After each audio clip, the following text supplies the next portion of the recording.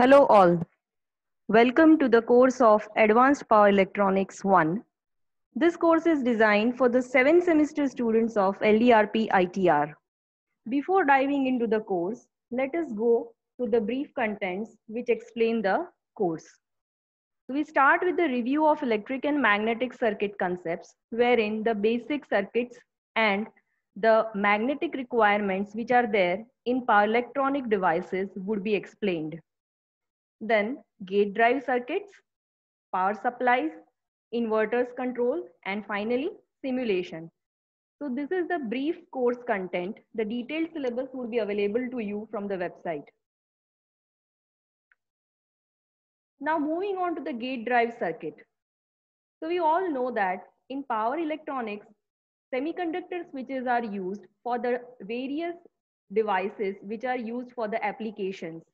So when we talk about various devices, we know that all the controlled switches are there, and to control those switches, we require a gate signal. So a gate signal is required for each and every application, and hence the gate drive circuit is a very crucial thing in power electronics. So when we talk about any circuit, we should be able to design it with all the given requirements from that circuit.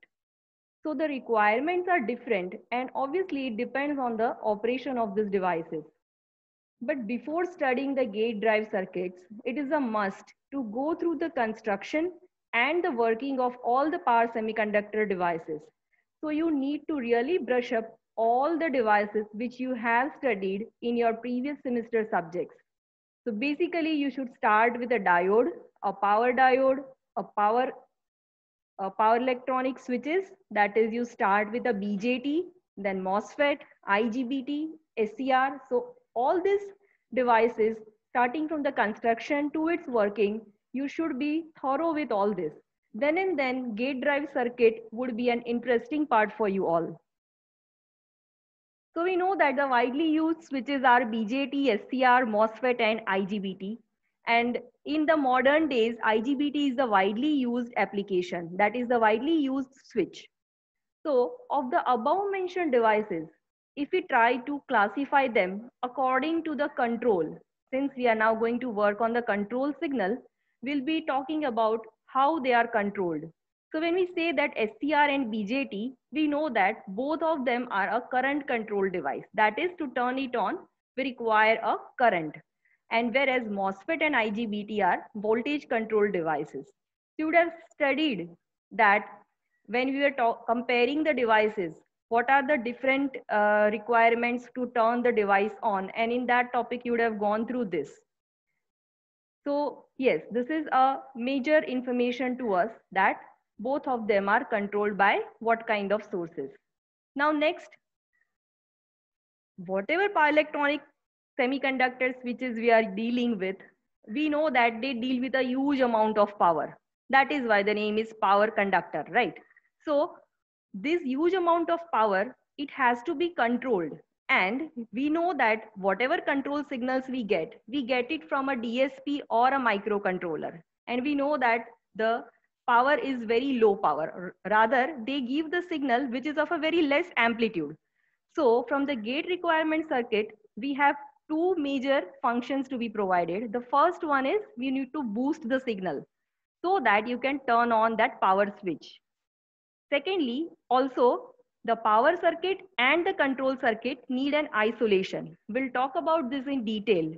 The main reason for isolation is our DSP, it's a very, very important part, and it is the heart of any power electronic application.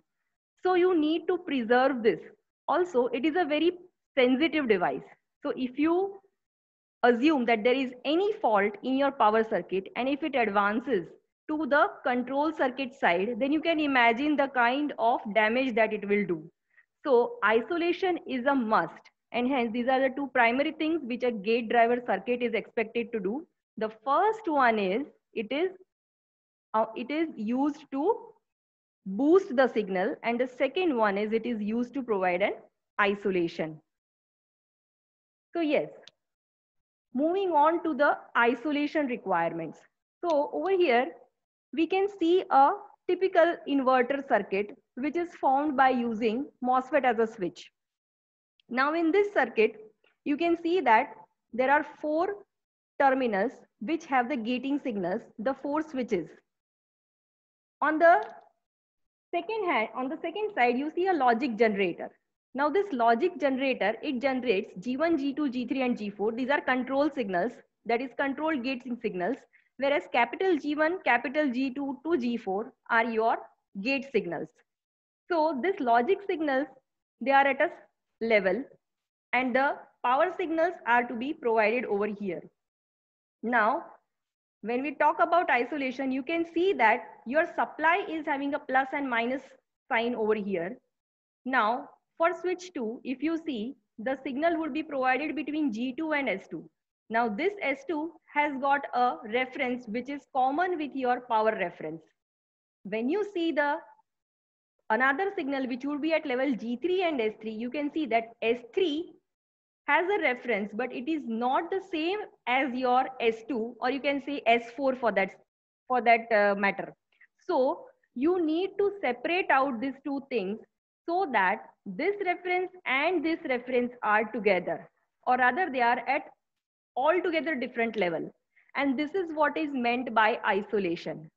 So you need to have a different reference for S3 and S1, and a reference would be different for S2 and S4.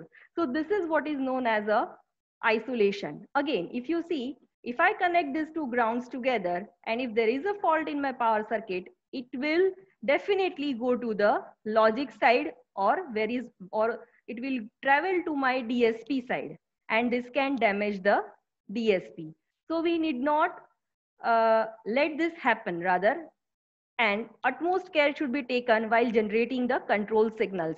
So this is what I meant by isolation. Now, what can be done so that a proper isolation is provided, or what are the different ways in which we can do it? So for operating the transistors as a switch, we need an appropriate gate voltage or base current. So two things, the type of the signal and the amplitude, both. You need to work on both. Okay.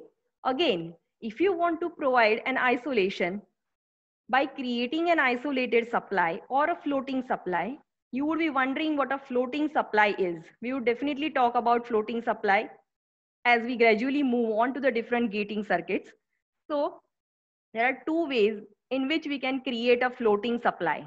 The first method is a pulse transformer. We always have said that transformer is a device which gives you a electric isolation. It is a magnetically coupled device, but at the same time it provides us an electric isolation. So pulse transformers are used so that we can create an isolation.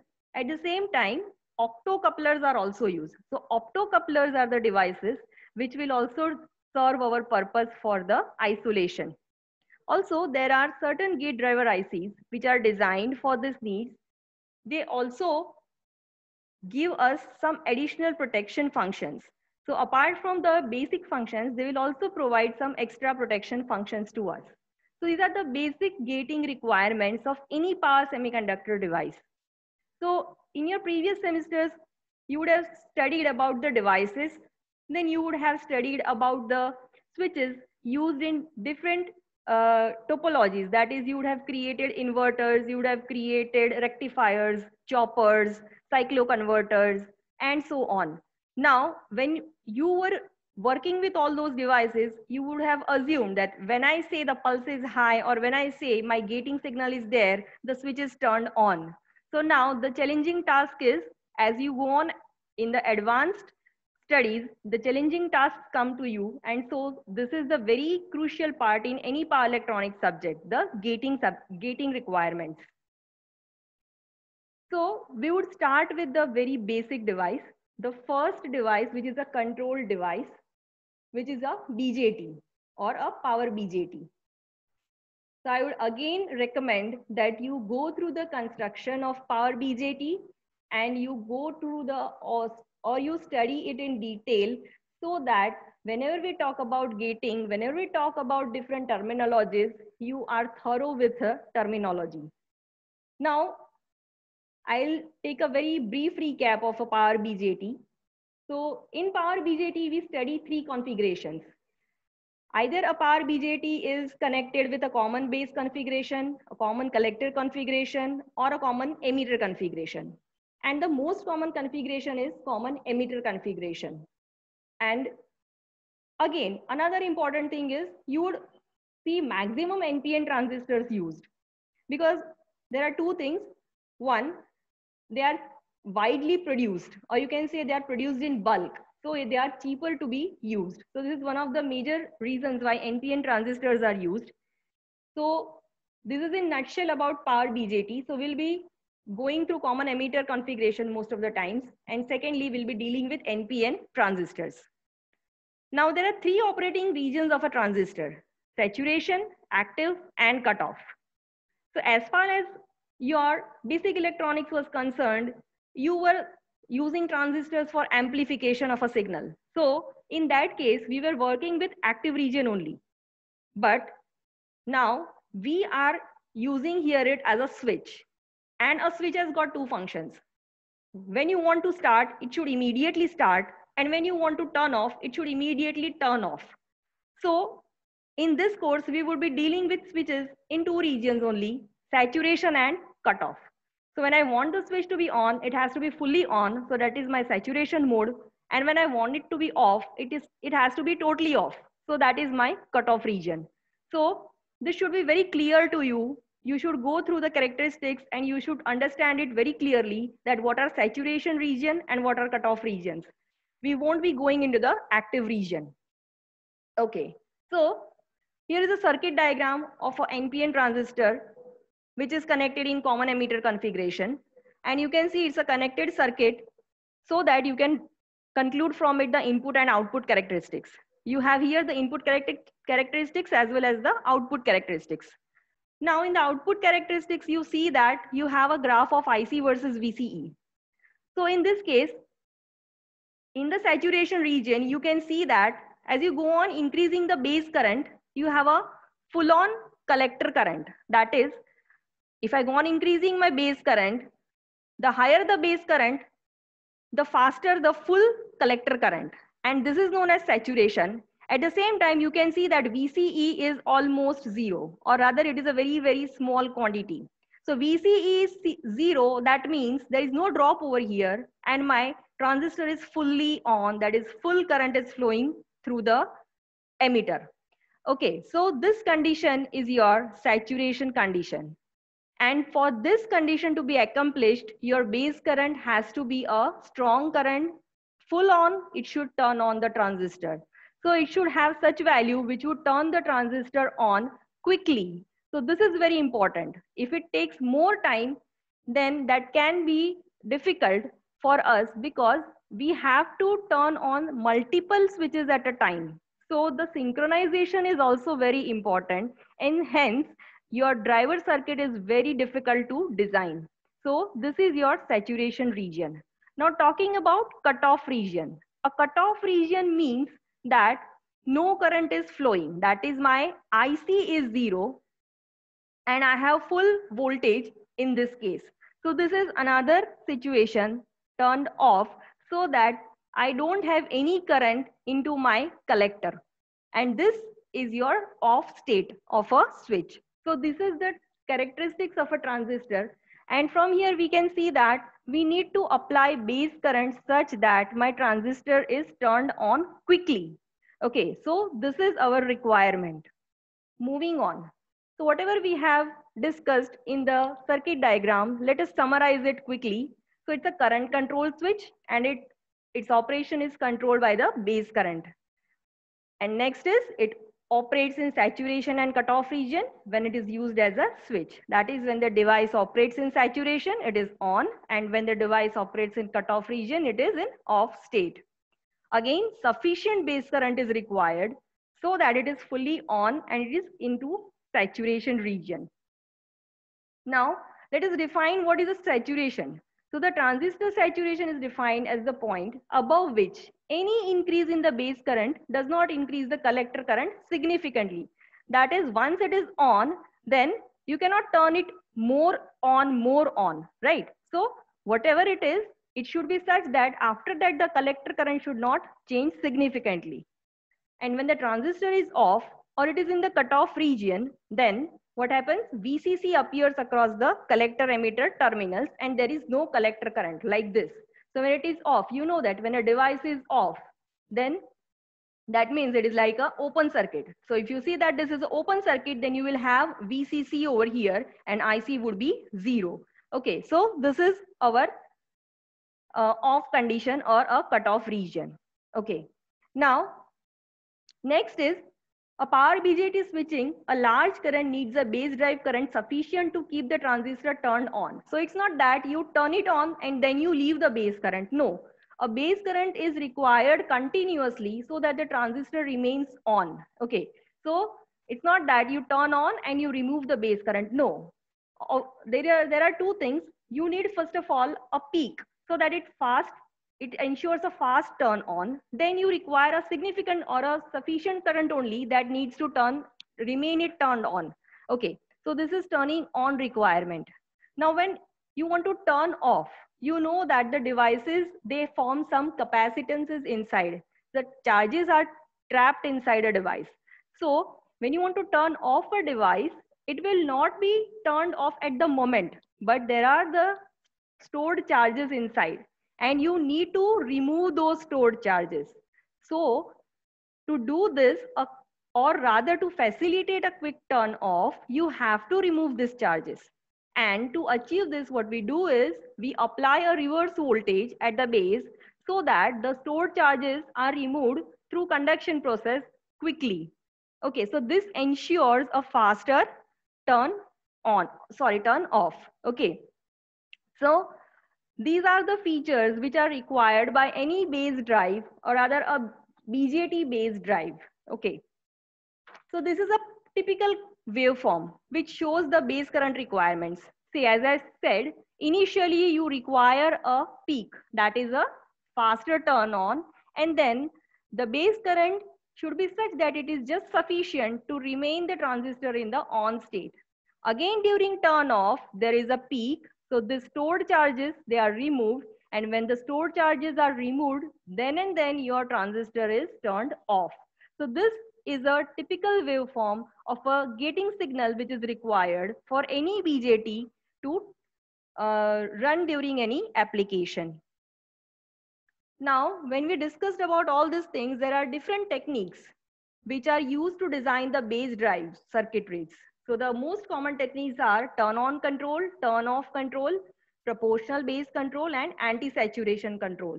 So in the coming lectures, we'll be studying these techniques one by one in detail, taking a circuit and then analyzing the whole circuit. I'll give you a small glimpse of how this is done. Let us say this is a circuit diagram of a turn on control. Here you can see that we have a transistor again connected in your common emitter configuration, and you see that we have a VB, which is the which is the voltage which would provide the drive, that is the base current.